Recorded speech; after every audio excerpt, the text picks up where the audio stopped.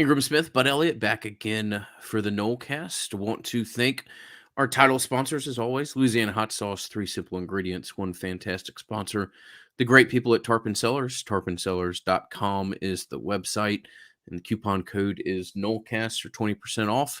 And we'll go ahead and thank our friend Matt Lewis at Congruity. CongruityHR.com is the website there. Fantastic people who I've worked with on multiple times and am exploring trying to work with him again on a certain project that I'm involved with. And, we're just real fortunate to have the sponsors that we've had over the year and are the years. And those are 3 great ones. So, Bud, let's talk, man. Fun conversation. Got Florida State's continued to get some great news recently. And Jared Verse certainly was some great news earlier today. So we'll have a decent idea as to what the end product of retention looks like. And just a couple different things that we can talk about. A couple friends, rather than being on the phone at night and chatting about stuff, we happen to have a microphone here at 8:30 on a Saturday evening. So we'll settle in for a non-formal Nolecast, if you will.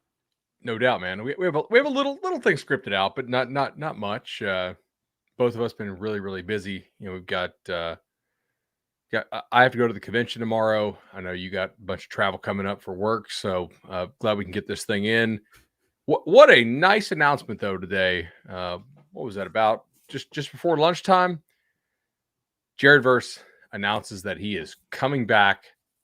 I just can't stress how absolutely huge that is. I mean, and for a number of reasons. Number one, he's a leader on your team. Number two, he's your only good pass rusher. Proven. Like I'm not saying these other guys can't be good pass rushers or won't be or haven't shown some flashes.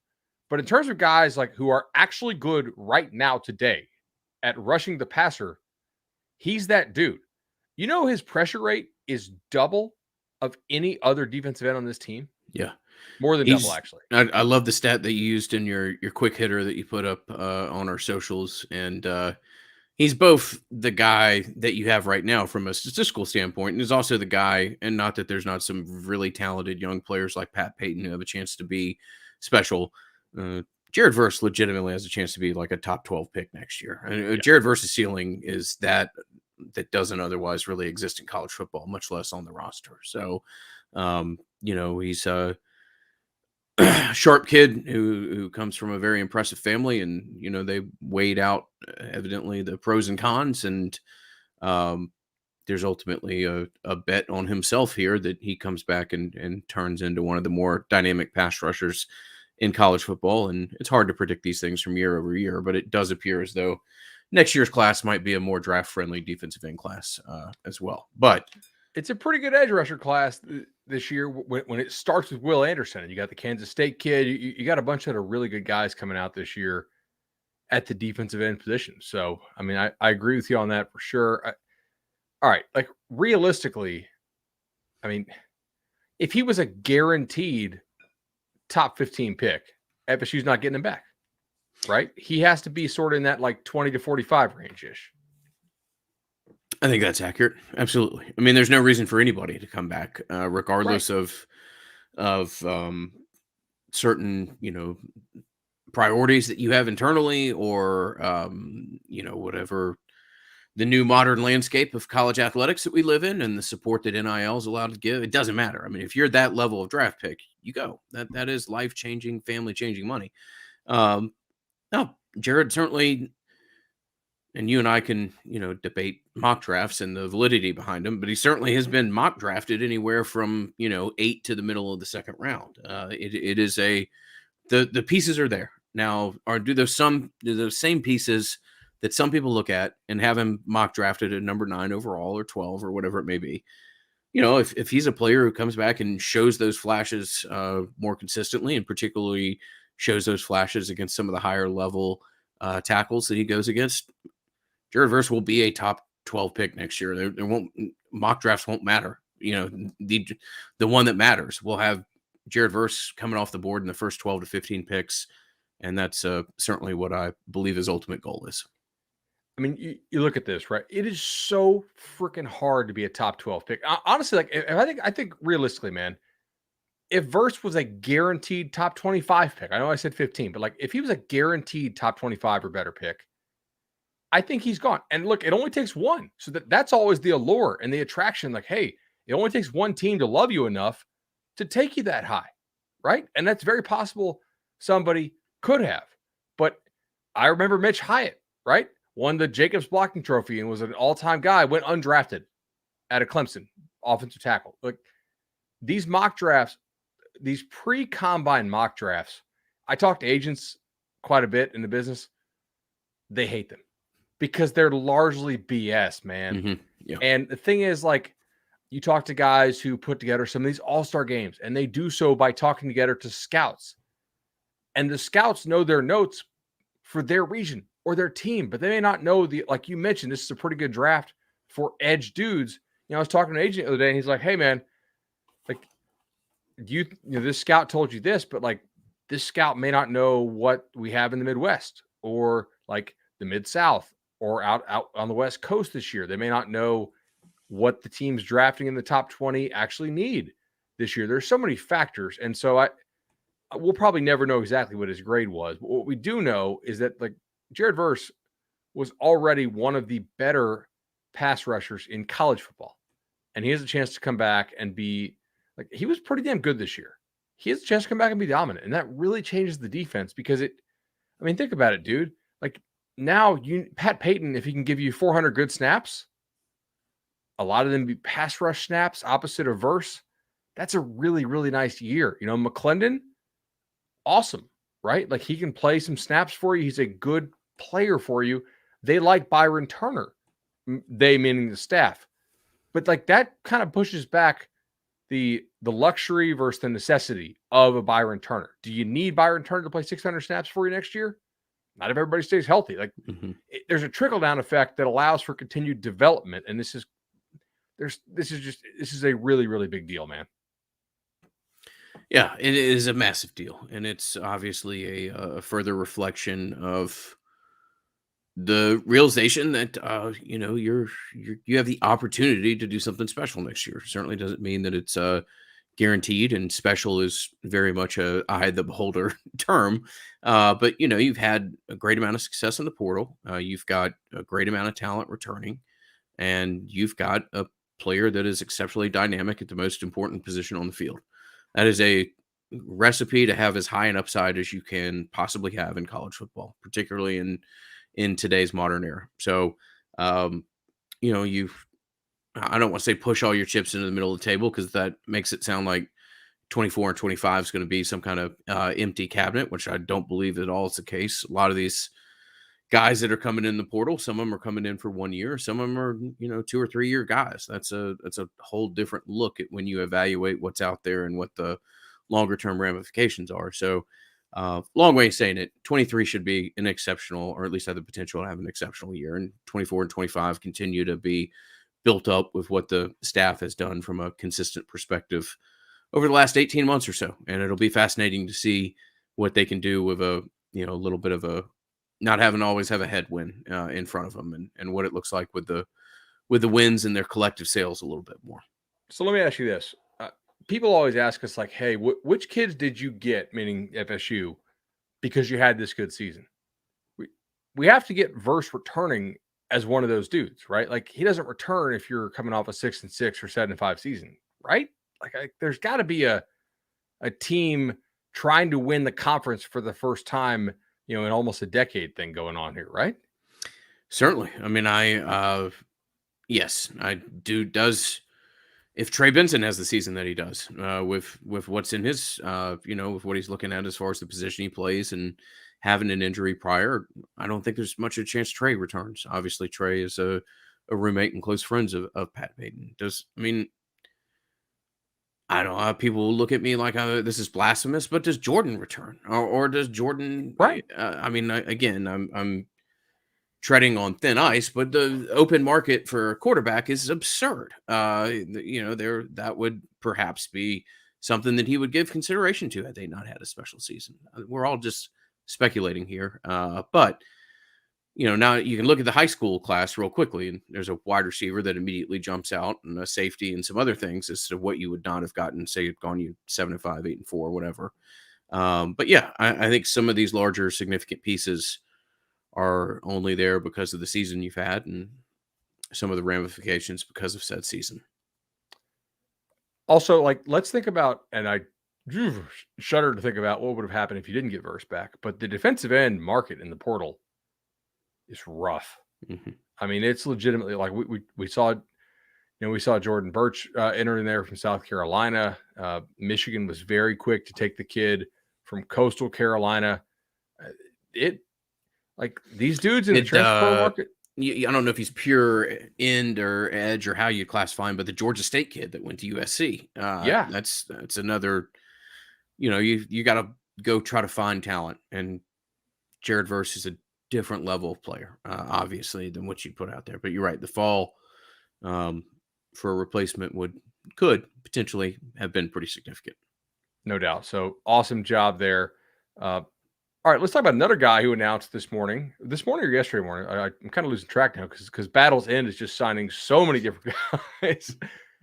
Johnny Wilson coming back, man, and that, like, a guy that I did not think was going to be anywhere near this good in year one in Tallahassee. Like, I literally, like, this time a year ago we were talking, and I just talked. Well, I guess 51 weeks ago, not 52. I was getting drinks with a bunch of guys who run personnel in the Pac-12. And they had seen Wilson and scouted them. They're like, there's some ability there. He drops the ball all the time. He doesn't get off press. Like, can't trust him. Like, I can see why Florida State would take a flyer. Also, like, really, really needs a lot of work. And they put in that work. I think that's a credit to, first of all, Johnny, obviously, like, for putting in the work and really working on his craft. He made big strides over the summer. But also, like, look, man, like, Norvell played receiver in college. He cares about receivers. Like, he's on Johnny Wilson every day, right? And Ron Dugans and all the guys that work with him. What do you end up with? Like 40 catches on the year, but for over 700 yards, that's like almost 20. Like, I think, almost 20 catch. Becomes a very, like, doesn't catch the ball every time, but a guy that can be a high volume dude and kind of a go-to guy. And you saw it after Oklahoma was committing so many players to the run. It's like, okay, like, it's hard to cover Johnny Wilson in single coverage for most of the corners you play. Like, the elite ones, yeah, maybe they'll get them, but, like, most kids you play on this schedule are going to have some trouble with it, man. And that was a huge gift for them. He's an incredibly complimentary piece too for what defenses have to do because of who your quarterback is, and Yes. and the attentions that safeties have to give your quarterback, and the way that you have to defend this offense because of what happens if 13 gets 5 yards downfield and has a chance to really start running. Um, I think we should also probably mention. Well, just real quickly, anecdotally, I stayed at the team hotel for the Cheez-It Bowl, which was a lot of fun and all sorts of things. And there's guys that just, speaking honestly off the cuff, there's guys that you'd get into an elevator with that you're just like, oh yeah, that's a safety for Florida State or a linebacker or whatever. Johnny Wilson is a different looking dude. When you walk by Johnny Wilson in the hall, I mean, you realize what a 6'7" or 6'6" wide receiver really looks like, and how daunting that has to be for a 5'9" DB out there to try to man up with that. Certainly, there's some significant examples of said DBs. Louisville pops to mind immediately in my head, having a hard time defending that. Yeah. And Johnny is just, as far as a physical specimen, as far as size of an individual, it jumps out to you. I mean, that is a legit 6'6", 6'7", and that's a big damn wide receiver. Very impressive.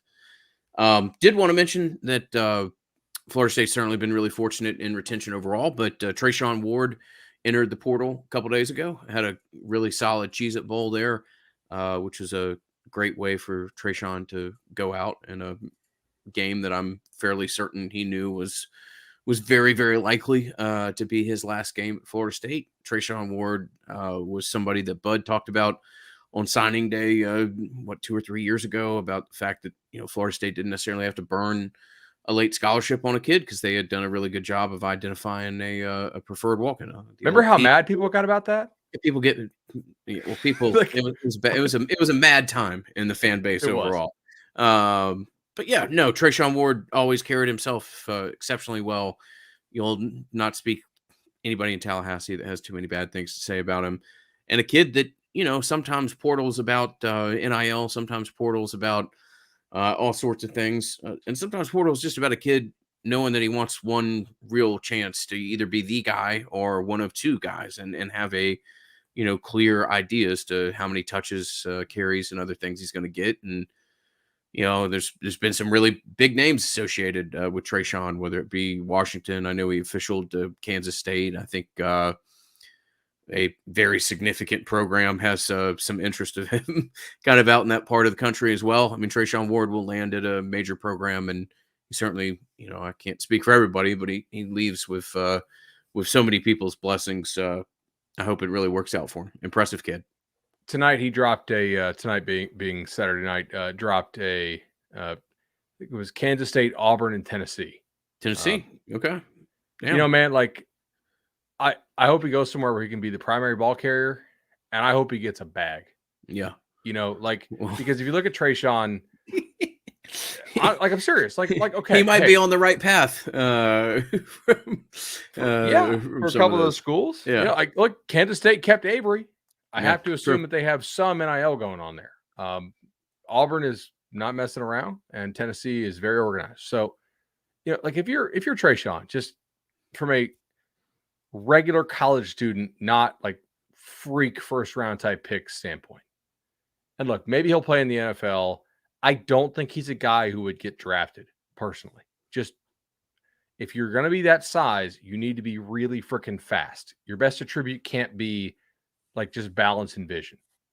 Like Trayshawn almost never misses the hole. He always makes the correct cut, which is valuable. Like that's a good skill to have. Everybody in the NFL, for the most part, unless you're like a total, like just, alien of an athlete, Mm-hmm. they're not going to tolerate people missing the hole. You know what I'm saying? So it's,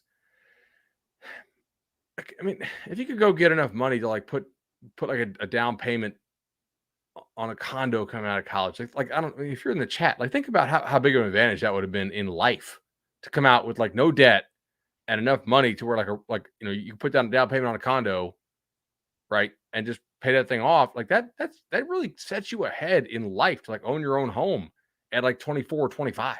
Like that's a big deal. And I think that's one of the really cool things about NIL. So if he can go somewhere, get a bunch of carries and get a bag, I'm rooting for that kid to do that, man. Like that's awesome. It's also like quite obvious, Florida State's pretty loaded in the backfield. Rodney Hill's coming. They like Toa Philly quite a bit. They got this guy named Benson who had quite the second half of the season and is really athletic and much bigger than Trayshawn is. So, that's a big one. Also big, Fabo coming back, huge, man. Fabian's massive. Absolutely. You just have to try to get as many quality pieces along the line of scrimmage as you can, and they're hard to get more quality pieces than Fabian, particularly when he's healthy. I mean, Fabian doesn't necessarily beat blocks at times. At times, he absolutely humiliates people and throws blockers off him in a disruptive manner that you just need. You go back and watch the LSU game. It is remarkable at times how dominant of a player Fabian is, and so you certainly hope that you're able to get him back at that level of play, get him healthy, fully, aware that it's his money year in addition to the program in general as far as their aspirations for 23. And Fabian's a guy that could come back and be benefited by having opportunities that are associated with NIL, but also come back and put on tape for the NFL a fully healthy, fully dominant season and have a chance to really, kind of alter his own trajectory as to what you were talking about there. So that's massive. Look, you get Fabian, you get the quality of defensive tackle that you did in Fisk out of the portal. There's just a lot of great pieces there. And ultimately, we'll have to see what the the full makeup of the interior defensive line is, but they've done an exceptional job adding pieces, and you have, you've gotten a two deep that is a legitimate championship quality, and we'll have to see if that's a conference championship or more. It really, I mean, like, also like Fabo, I don't know that he needs to play 600 snaps in order to justify him coming back. Like, you probably want to get a lot of your younger guys, your farmers, obviously, like you brought in Fisk, which is really helpful. You have Tafasi now coming in, right? You got the kid they signed out of Homestead last year, who was like I think a really really good player coming on, and now I don't know why I'm blanking on his name, but like they got like Lions, excuse me. Like, you got a lot of really interesting bodies in this room, and you honestly have about 7 games where you should be like double digit favorites, and probably 4 where you're like a 3 or 4 score, maybe 5 games where you're like a 3 or 4 score favorite. If you're Fabo, I don't know if you want to play 600 snaps last year. No. I think if you're Florida State, maybe you work something out with him, because I guarantee you, like, I'll tell you flat out, some of these veterans didn't like how much FSU hit in preseason camp this year. They didn't. They felt like they didn't need to do that. But I think Mike Norvell felt like he wanted this team to be super tough. So, if you're Fabo, can you give 50 snaps against Florida?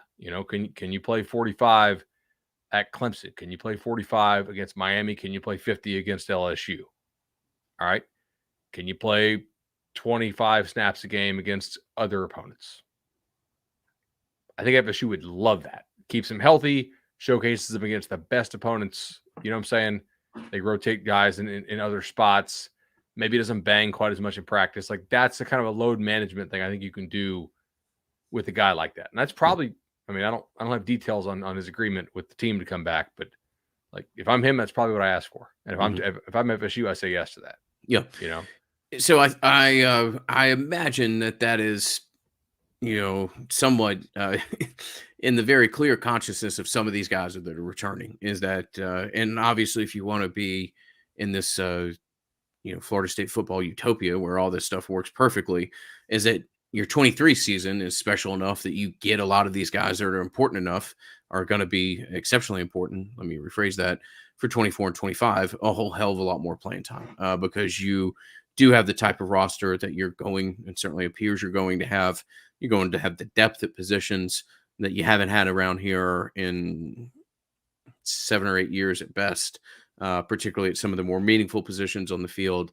And I think the 2023 Florida State football team needs to be in the business of dominating some people for the exact subject matter that you're talking about, for limiting some of the wear and tear on some of these guys that are returning, and also for creating opportunities for some of these position groups that are really damn loaded. I mean, we talked about the running back group. You can look at the wide receiver group, say the same thing. Defensive tackles, you're going to need churn, and you're going to need to kind of organically go through your roster. And hopefully that's a process that allows everybody to be a little bit more healthy, well rested, and have the ability to, perform at the end of the season if you are in a place to have a really special season.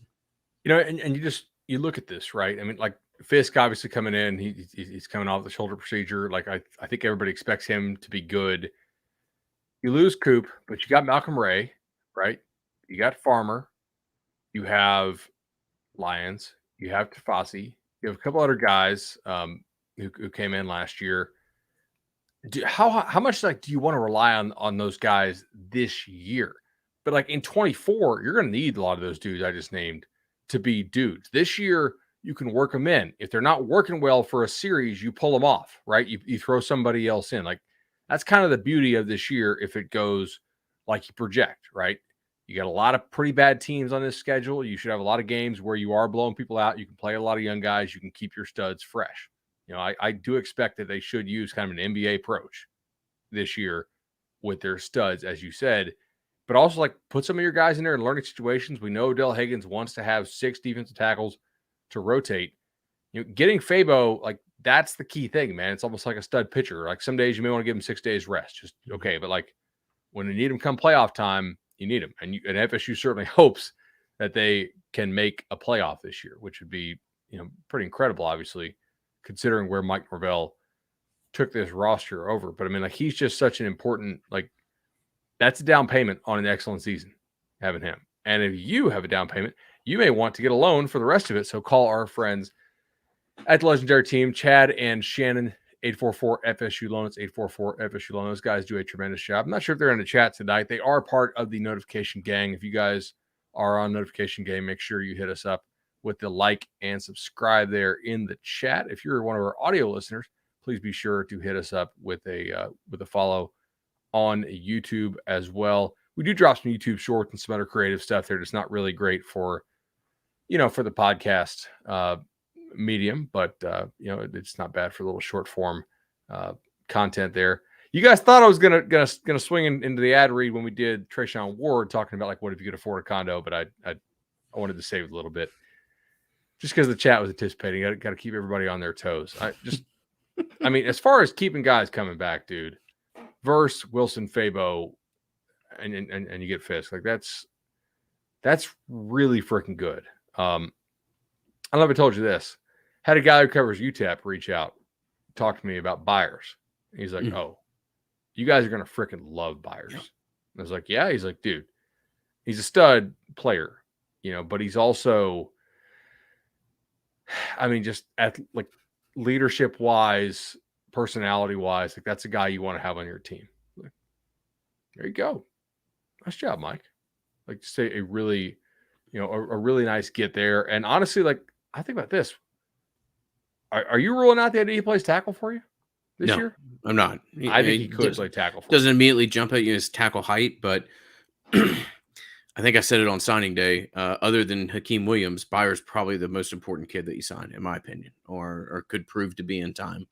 I think that's just a different level of offensive lineman that you were otherwise going to get out there. No, you and I can have the conversation that we've had personally over the past couple of days as far as what spring portal looks like, and if you really think that you're in the business of trying to find a difference maker offensive line in the spring portal, and what that I believe the term that I used with you on the phone, that's probably going to have some Manhattan pricing tied to it, if you know what I mean. I mean, I just think that I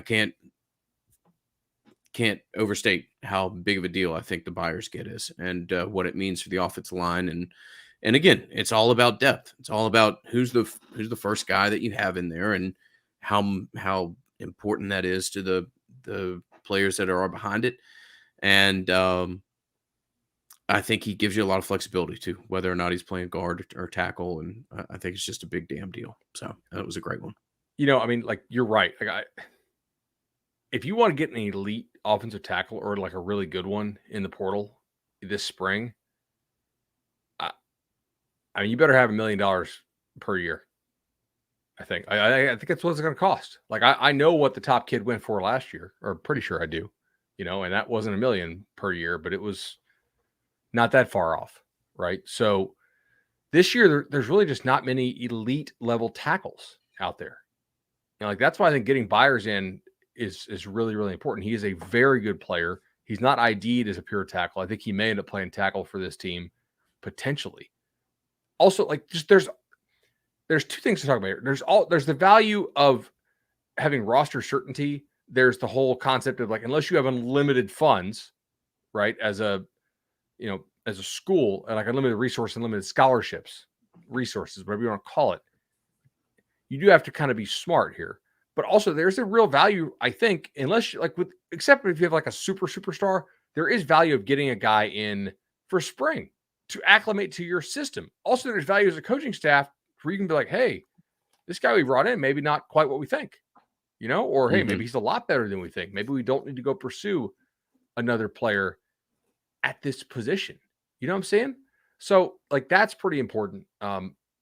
There's also kind of more of a desperation feel to the post-spring portal. Now, I think you'll see some big-time names jump in post-spring, just because these kids will see what kind of deals the other kids got, and they'll probably, like, some people will jump in. But yeah, the most valuable commodity in college football right now is a kid who hasn't transferred yet. I mean, that is, and for a lot of these kids, NIL 2 or 3 years ago was maybe a very small, insignificant figure in the broad scheme of things. Kind of the more 1980s model of recruiting, where somebody got $20,000 in a shoebox or something like that. It's a different market out there. Um, it'll be fascinating to see. What I do think is, just speaking candidly, and this is something that we've said on the show for hell, probably 10 years now. If Bud Elliott Jr. happens to be an exceptional college football player, not only would he, if he was listening to Uncle Ingram, he's not going to commit at an early signing day. He's not going to commit at second signing day. He's just going to enroll when he wants to enroll somewhere. And my whole point being there is that there's only the market demand, and the availability for players out there only grows smaller, and the desperation and demand on the other side only grows larger. I think the spring portal period will be very active, but for the cream of the crop, I think it'll probably have prices associated with it that the portal hasn't seen up until this point in time. 100%. All right. So this question from Keith Gordon, I think is interesting. Will each year's portal have a surplus/shortage of the same positions each year, or will it change year to year? How will that affect prep recruiting priorities? I can't guarantee you that there will never be a year that is awesome at offensive tackle in the portal. But if I had to bet my money on it, and I'm looking up here to watch the Jaguars game because I do still have a chance to be number 1 overall in the whole country in the Golden Nugget contest. Dude, which would bonkers, that'd be a cool 100,000, man. So wow. Absolute bonkers. I do need the Jaguars to beat the Titans here, though. So here's the thing. Yeah, I'm just number 1 in the country right now. Good for you. No, man. I'm not. No, but I have a chance to finish number 1. Okay. All right. Pardon me. Yeah. Pardon my mistake. I did look at the sheet. I'm guaranteed to money, but I'm just not guaranteed to be number 1 overall. So, All right, look, but God just don't make many of them. Big-bodied guys who can move. I think you can always find receivers and DBs in the portal. There are just not many guys who look like Simmons, right? Mm-hmm. Who Florida State signed this year, like Okunlola, who Miami signed, like Proctor, who Alabama signed. And even if those guys aren't great in year 1 or year 2, if there's any sliver of hope that they actually, become good, those schools are going to lock them up, man. They are, because they know that they'd be dummies not to. If the kid leaves and he turns out good somewhere else, you look like an idiot. And then you turn around, you're like, oh, wait a second. I got to take this kid in the portal or that kid in the portal. It is extremely tough to find these big-bodied guys who can move in the portal. I'm not saying it's impossible, but when they pop in, they're not going under the radar, okay? Like the Jared Verse thing at Albany was pretty rare. These guys are just amongst the entire human race are kind of rare. And so it's these big-bodied positions for the most part that are just, you tell me, like, everybody loves the Rouse kid now from Stanford. That was one of the big ones. A Johnny Cornelius at Rhode Island, another important one. But that's a D2 kid. This is really difficult to find, man. And so, yes, I do think that there will be ups and downs, but in general, it'll be much easier to find skill guys who are at least competent in the portal on an annual basis, I think. We're all dealing with small sample size. From what I can tell you, I agree. I think you're going to be able to grab running backs and safeties almost as needed. Wide receivers will be right there. Now, obviously, can you get serviceable players is what I'm talking about. Are 5-star game changers going to be out there? I will have to see. But as far as going out, and it's an overused phrase, but trust me, if you're in the NIL space for 10 minutes, you'll hear it 1,000 times. But as far as money balling it and finding positions where you can have a respectable figure and still get a quality level player out there, as of right now, I think running back, safety, and wide receivers are going to be the areas in which they are most readily available. Totally. I also feel like... And linebackers. Linebackers are, I don't want to say dime a dozen, but linebackers is not the position of importance that it used to be 15 years ago or so, and even more I guess, accentuated by the fact that really you normally only have two on a field, as is at this point in college ball. So Agreed. I mean, like if you a true like you're not going to get a Nakobe Dean in the portal most likely, but you can get a serviceable player. Like you can go get a Tatum Bethune, a guy who most likely won't get drafted, but is a good college player, has use, maybe not a true three, like maybe not exceptional on all three downs, but can play a lot of snaps for you. Like that guy can be found in the portal. I totally agree with you. I acknowledge, Bethune's not 6'3", 229 or something like that, but Tatum is one of those players that picked up an injury. Yeah. Who didn't play at the Louisville game and pick up an injury, it seemed like. But I would be fascinated to see what a healthy Tatum Bethune looks like for the better part of a year. I think that's a different level linebacker than Florida State's had in a while. So I think if he's healthy at the shoulders better, that could be a real key for FSU's defense taking a step forward next year. No. Something else that we have not discussed yet, which also could be a key for them taking a step forward, is replacing Marcus Woodson, who was able to find a new home at Arkansas. I can't tell you that I know for sure he was going to be gone, but I certainly don't think the corners looked super well coached this year, and his recruiting was not great. So the chance for FSU to take a step up there and upgrade the position now that he's gone, I mean, wish Coach Woodson well, obviously at Arkansas, is certainly there. I don't know who they're going to hire for this. I do not think that they're going to promote from it within. Just talking to people, I do not get that vibe at all. So no to that question from the chat, I guess. I don't. Again, I hesitate to say this because there's assumption that I know more than I do. I don't think that's on the table. I believe this will be an outside hire, and confident in that. Yeah, I think Mike Norvell has a decent list that he'll look at. Obviously, you got to think about TJ Rushing because he hired Rushing for a hot minute back when he first got to town. Rushing got a better offer at A&M, more money, and at the time, the program was in a better spot there in College Station. But those two obviously have a relationship.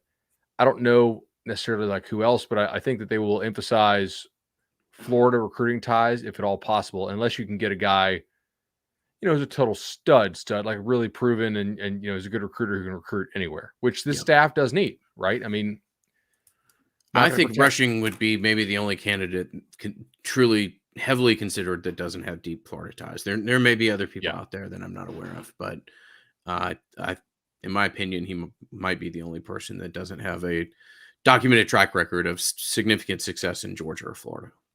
I think that's fair. You definitely need a guy who can recruit well because defensively, I mean, like Shannon is not a quality recruiter anymore.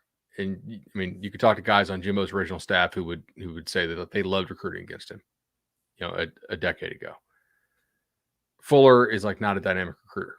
So you do need a killer on that side of the ball, like you have an Atkins on the offensive side, in my opinion. But you also need somebody who can coach and work with Fuller, because I don't think they're going to fire Adam Fuller. Now, one of the challenges here, and we said this at the time, so I'm not afraid to own the take here, is that a lot of these dudes who are really good corners coaches and also really good recruiters, they're going to move up fast. And one of the ways you get them is by offering them a co-DC position. Here's the problem. You don't have that to offer because you gave that to Randy Shannon, in my opinion, unnecessarily and unjustifiably, right? And I think you did it because Shannon had a better relationship with some of the players on the team that Fuller did not. And I think it was sort of like to smooth over some feelings and whatnot. I think the take I have on that is really the same that I had a year ago. I think Shannon's probably fine at coaching linebackers. But, if you wanted to go get a number of guys on the Knowles 24/7 hot board, are they going to leave their current spots, even if you got a lot of money to offer them, if they're not going to get an upgrade in title? And Florida State's in a weird spot here because you don't have an upgrade of title to give a lot of these great candidates. I do still think, however, that the room will be better next year. even if you can't give him that. Yeah, yeah, you'd love to have the title, and I'm in complete agreement with you. Not disagreeing. I will say that outside of that, this is as good of a position that Florida State will have hired a position coach from in since 2015. I don't know. I mean, you got Yeah, to go a long time back. This for Mike is Mike's first chance to make a hire with the program in the back of his mind that he always knew he would build. You know, with a 10-win team, with a team that a guy that's not the authority on college football, but Brett McMurphy takes it seriously. And when you got somebody like Brett McMurphy putting Florida State at number 4 in his all too early top 25, I wouldn't necessarily start booking tickets for Houston, although that hasn't kept some friends of mine from doing such things. But no, I mean, that's a reflection of where you are in the college football world. Are you the 4th best team in the country? Yeah, maybe not. Are you one of the 12 best teams in the country? Almost certainly going into next year. I yeah, personally think you will have a single digit next to your name going into next year. And I said that either last year or 2 shows ago based off how I thought retention and the portal would ultimately play out. Yeah, this is Florida State for guys or girls or ladies that are kind of our age. This is the closest that Florida State has been as far as the eyes of prospective candidates that of what we kind of internally classify ourselves as Florida State fans as to what the program should be and what it should be when it's going out and hiring. So this will be a really interesting thing. They are uh, limited to an extent and not being able to offer that title, and it's not just a title, y'all. And right, but it is about career advancement. But also, there's more money that you can come and bring a guy with said title. So it's not just about the resume; it's about things that you can do for him. But I do believe that Florida State is a very attractive candidate to perspectives, and I do believe that Florida State, from a financial standpoint, and some of the work that Seminole Boosters and Mike Alford have done, that they're in a place to be pretty aggressive as to if they find the right guy, what they ultimately can offer. agree with that. Yeah, I don't think that Florida State is lacking in funds here. I mean, they are really seem to be all in, especially on this year. I think the boosters know like they like Mike. We told you guys this in the offseason, like they were all in on Mike. So I think they're going to give him the resources. I just do think it was a mistake to make Shannon the co-DC because like that's another carrot you could dangle in this recruitment and of your new DB coach, and that will limit the pool somewhat. But I still think they will largely. I think they'll probably upgrade. It also helps that Cypress is already pretty good technique wise. Coming in Hmm. Ventrell, like the one of the number one corners in the portal. I think we have him like number 2 or 3, right? They did 24/7 Sports, so and a pretty ready-made dude who look, if he was a first round pick, he wouldn't be transferring in. But is he a guy that's probably going to get drafted? I think so.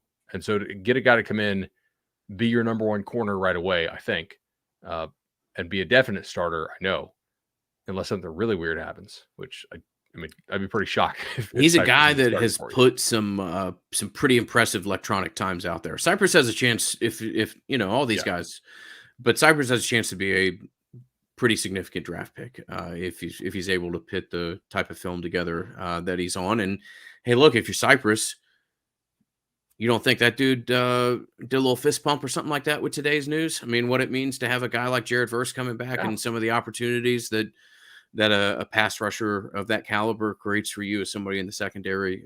No, it's significant, man. And but I've got a fairly significant meeting on Wednesday and Monday, and do you know where one of them is taking place?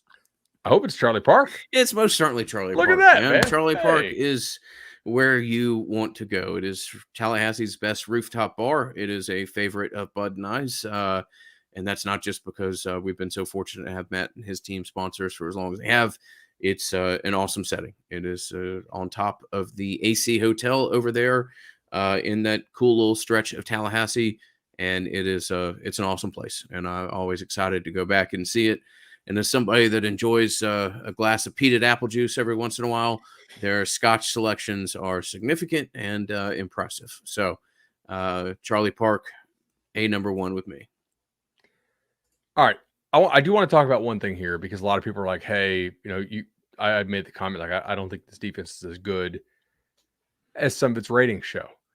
And I wanted to dig into some numbers with you guys, right? So looking at the various numbers, I think SP Plus has FSU's defense at 34th in the country. I have them in the 40s. Some of the metrics think they're like a top 15 or 20 defense. Do you know what a team total is, betting wise?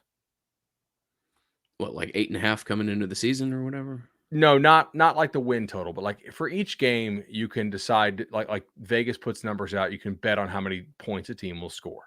Right. Right. Got it. So what I have said is that I think Florida State's defense has abnormal covariance to where they are very good against the teams that are like largely incompetent, and they are like much worse than expected against the teams that are like competent or better at the quarterback position in this year. And I have some numbers to prove that. Well, that's the jump you got to take. Not just quarterback Yes. position. I'm in agreement with you, but the line of scrimmage too is where it really shows up. Where you play a different level opponent, it's different, and you see it at the point of attack, and you see it when a defense has to defend a higher end quarterback. Complete agreement. 100%. And I think like we can debate, will a new DB coach fix all the stuff? Or do you think it's more like Fuller and Randy and like everybody on the defensive staff? Like, do they need to kind of make bigger changes there? I'm kind of in that latter camp, but I'm willing to be wrong on this. I hope I am. If you look at how they play, they start out these games generally pretty basic, expecting that their front will get home more often than it does, and that they'll play this two-man coverage, right? Or some of the man match stuff. They don't actually play it very well. Now, it works when the opposing quarterback is incompetent. Okay. But if you look at it, like look at when you're playing Oklahoma and they have 4 backup offensive linemen in there. The windows that Gabriel was given to throw in are way too big for these coverages when you're dropping 7 guys. That is something I think a new DB coach could potentially fix because these defensive backs do not play with good discipline. And that is something a better coach defense should fix, regardless of personnel. But I want to show you this. So if everybody's like, oh, Fuller, makes this adjustment or that adjustment or doesn't make an adjustment, I actually think his second half adjustments are largely okay. But that's only after getting torched in the first half. So a team total is a number you can bet on in Vegas about how many points a team will score. You can do it for the full game or you can do it for the first half. And where I've identified a real weakness is in the first half. And I want to tell you, the way they set these numbers is largely by taking your advanced metric rating. Okay. Your defense against the opponent's offense. So if you believe that FSU's defense is actually 25th or 20th or 15th or even 30th, like some of these advanced metrics that don't account for who they played in terms of like they know the opponent they played, but they don't know who actually played for the opponent. They're not player-based. They are team-based. Probably should have a microphone while I say this. They set these totals based on those. They make a little bit of a tempo adjustment, which of course is accounted for in those numbers as well. And they set them out. All right. You can also do them for the first half. And this is where FSU has a real problem under Adam Fuller. And maybe you say it's a defensive back problem. If you're a Knowles fan, you got to hope it is. Because they routinely put themselves behind the 8 ball in the first half of games against reasonably competent offenses. So check this out.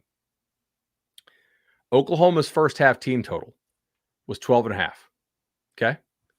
FSU allowed 17. Florida's first half team total, 11. FSU allowed 24.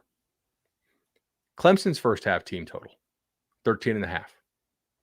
FSU allowed 24. Wake Forest first half team total, 14. FSU allowed 21. Louisville's first half team total, 13.5. FSU allowed 21. They are almost 10 points worse than the Vegas team total that is being set based on the power ratings that some people would believe. I'm telling you, this defense is not a this defense this year was not a top 20 caliber defense if you actually account for who played in the jerseys that these power ratings see. Okay? That is egregiously bad to be that far off market. And again, like Vegas is setting these all the time because the power ratings are saying, okay, FSU's defense is 30th or 28th or 34th or 20th. You see what I'm saying? Like they are not seeing how bad they are in the first half.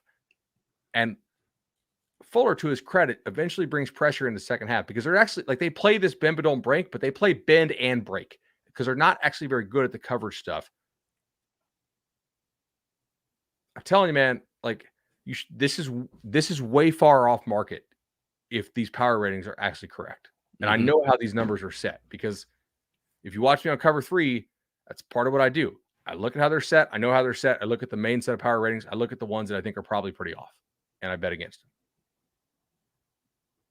Those first half numbers are freaking terrible. Like that is really pretty bad. Yeah. And those are the 5, I think, opponents you played that had a pulse. The other Yeah. ones had significant injuries at quarterback or were playing their backups.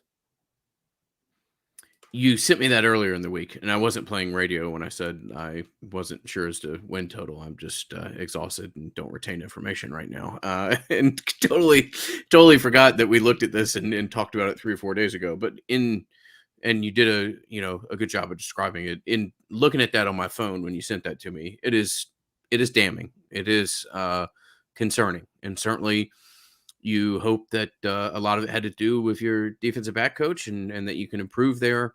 But those are, it's not it's not a massive sample size, but it's not an insignificant one either. And it is something that jumps out at you when you look at it on paper, or you have somebody describe it to you via audio form on a podcast. And I think it's a fairly just way of talking about this because it's not somebody's opinion. It's pretty cold, hard numbers as to what's expected and what actually happens. I forgive you because you've had a little kind of a busy week. I've had a few text messages come my way and a few graphics that I've looked at and tried to figure out what the hell they mean or anything else. But yeah, it's been a great week. Oh man. All right. So the clear goal for this team is to win the ACC next year, and if things go really well, to make a playoff. I don't think we can call it a failure if they don't win the ACC, but they have to at least make the ACC title game given this schedule and given this amount of talent coming back, right? Like if you lose to Clemson 35-30, like I get it. Like in the championship game, you're saying, yeah, right, absolutely. I think saying, I mean, look, the want is a conference championship. Obviously, the want is a conference championship, but the expectation internally is to win the conference next year. It is, and it'll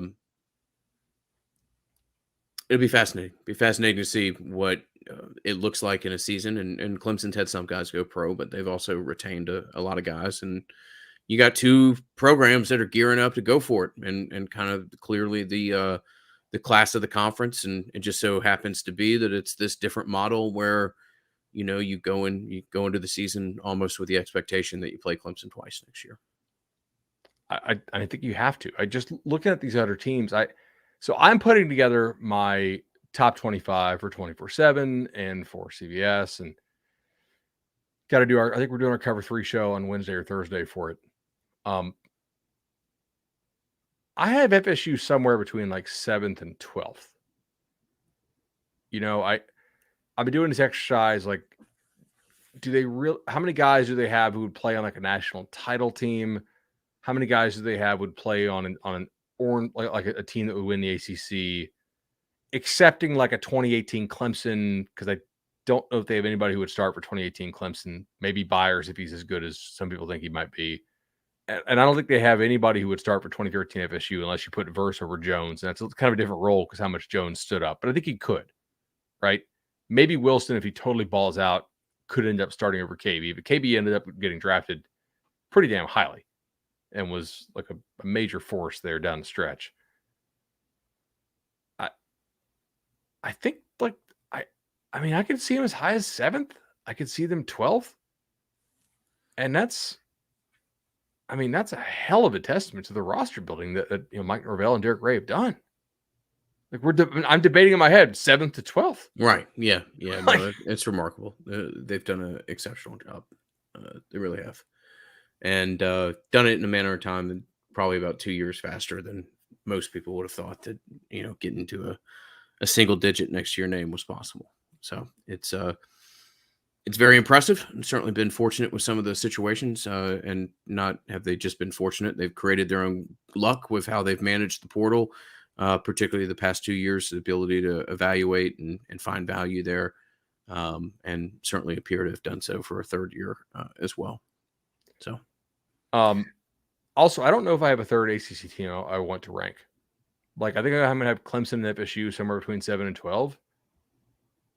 Do you have to put Miami in there just because you're an idiot if everything clicks given the talent they have? I don't really want to. Dude, this is tough. Like teams 19 to 43. I really you can kind of just throw them up and let them. This is, I mean, it's every year, but really, like, North Carolina's defense is so horrendous, and they lost a lot of important guys off it. Their coaching's pretty poor. I don't really think Duke played it close to it, like a legitimate top 25 level. They just got quite a bit of close game luck. They do bring it against Miami, though. So if it yes, comes down to those two teams battling out for that third spot, Duke. I had some Duke money line there.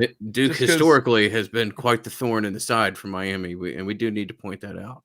It's hard to play 6 neutral site games a year, man. It really.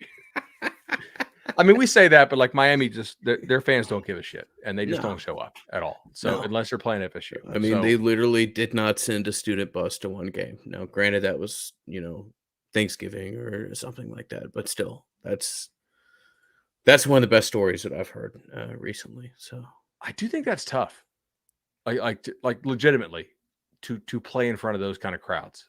It's such a front. It's such a front. It has to be. City. Obviously, I'm far from unbiased here, but it's got to be tough, and it's got to be tough in recruiting, man. Again, I acknowledge what is obvious in this situation, but still,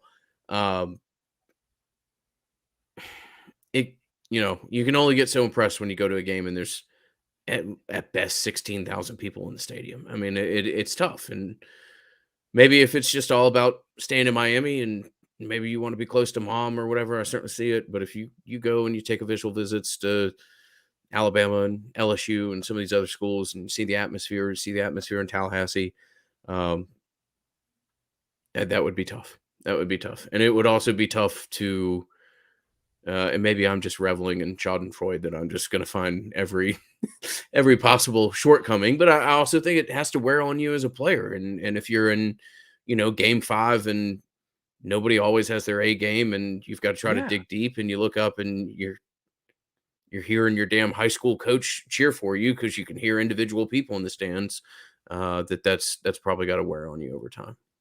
Totally. I'm pulling up next year's schedule, by the way, and I got it now. I click on the tennis schedule for a second. I was like, this looks like a lot of games, man. I don't really know if they're going to play 27 games next year. Let me see here. LSU, obviously, Boutte took it on. I'm just thinking about guys who recently have decided to go. Boutte took it on to the league. Florida has interestingly lost 2 offensive line starters in Tarquin and White. I'm not saying that the Barber kid would not have beaten out Tarquin. I'll give Florida fans that if that's what they want to think, and maybe they're right. Okay. But at the very least, Tarquin is like a high-quality FBS player, and USC snapped him up immediately in the portal, which speaks to the lack of tackles in the portal this year who can really play. And White is obviously a high-quality player as well. So those are 2 guys I don't think they actually wanted to lose there in Gainesville. Boston College, I think, has been mostly neutral. Clemson had some interesting guys declare. Well, Boston College did lose the quarterback, Dracovic, but they kind of like the backup, and they just could never keep Dracovic healthy. Clemson has now lost, I think, their best linebacker, right? I think Tyler Davis and the kid whose name I cannot pronounce are coming back in the middle, but they do lose Brzee and Murphy. So while Davis and I think it's Roku are back, I don't think they have the same ceiling that Murphy and Brzee have, obviously.